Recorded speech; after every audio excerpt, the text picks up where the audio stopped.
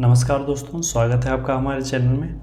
दोस्तों, basic maths के पिछले कुछ वीडियो में हमने महत्तम समापवर्तक हाईएस्ट कॉमन फैक्टर HCF ज्ञात करने की विभिन्न विधियों के बारे में सीखा। आज के इस वीडियो में हम लोएस्ट कॉमन मल्टीपल LCM लघुत्तम समापवर्त ज्ञात करना सीखेंगे।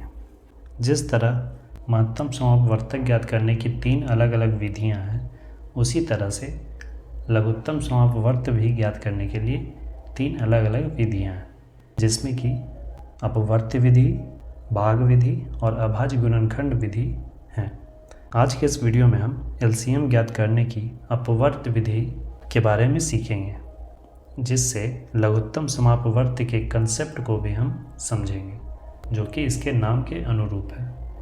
इस विधि में हम लघुत्तम समापवर्त्य को इसके नाम के आधार पर ही ज्ञात करना सीखेंगे, जिससे कि आप लघुत्तम समापवर्त्य के कंसेप्ट को, उसकी अवधारणा को समझ सकें। तो आइए दोस्तों शुरू करते हैं। दोस्तों, हमने एक पहला एग्जाम्पल लिया है 8, 12 और 16 का LCM लघुत्तम समापवर्त्य ज्ञात करें। तो आइए दोस्तों, इन संख्याओं का LCM अपवर्त्य विधि से ज्ञात करना सीखते हैं। सबसे पहले हम दिए गए संख्याओं का अपवर्त्य अर्थात गुणज को लिखेंगे।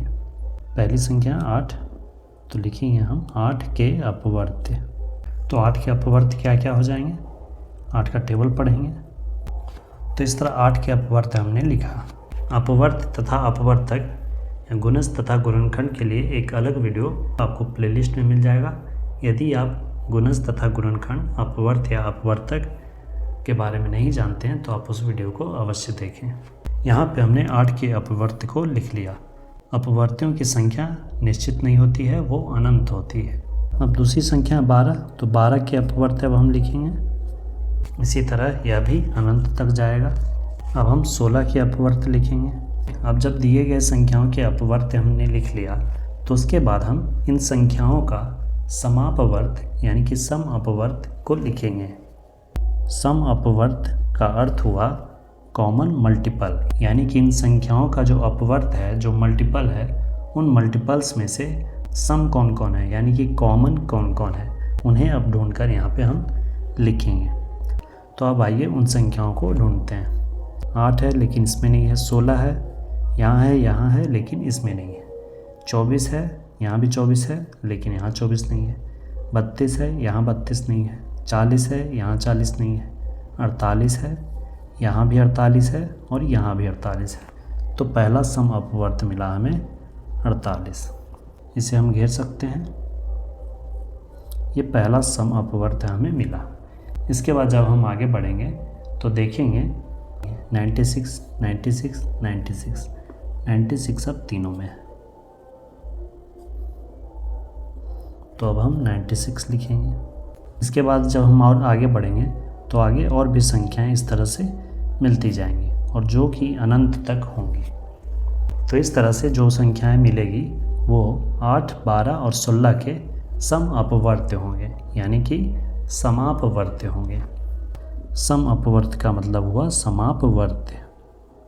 अब चूंकि हमें ज्ञात करना है 8, 12 और 16 का लघुत्तम समापवर्त्य, लोएस्ट कॉमन मल्टीपल, हमें यहाँ पे क्या प्राप्त हुआ है, 8, 12 और 16 के समापवर्त्य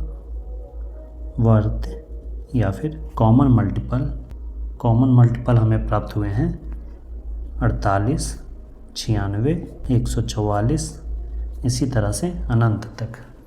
तो हमें ज्ञात क्या करना है, lowest common multiple. Common multiple हमारे पास आ गया 48, 96, 144।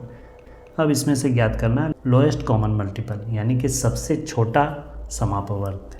तो इसलिए हम लिखेंगे 8, 12 और 16 का लघुत्तम यानी सबसे छोटा समापवर्त्य यानी LCM वो कितना हो जाएगा, इनमें से सबसे छोटा कौन है, 48, तो 48 ही इसका LCM होगा। यही आपका उत्तर हुआ। दोस्तों, यह तरीका आपको कैसा लगा, क्या आप इसे सीखे या नहीं, आप कमेंट में अवश्य बताएं। यदि आप एक शिक्षक हैं, आप बच्चों को पढ़ाते हैं, तो इस तरीके से भी आप बच्चों को LCM ज्ञात करना अवश्य सिखाएं। इस विधि से बच्चे LCM की अवधारणा को, LCM के कंसेप्ट को अच्छी तरह से सीखेंगे और इसके साथ ही एलसीएम ज्ञात करने की और भी विधियों को आसानी से सीख और समझ पाएंगे। इसके अलावा गणित के वैसे प्रश्न जो लघुत्तम समापवर्त और महत्तम समापवर्तक से जुड़े होते हैं उन्हें भी आसानी से हल कर पाएंगे। इसके अगले वीडियो में हम लघुत्तम समापवर्त ज्ञात करने की भाग विधि के बारे में देखेंगे। वीडियो को अंत तक देखने के लिए धन्यवाद दोस्तों। मिलते हैं अगले वीडियो में इसके अगले भाग के साथ। जय हिंद, वंदे मातरम।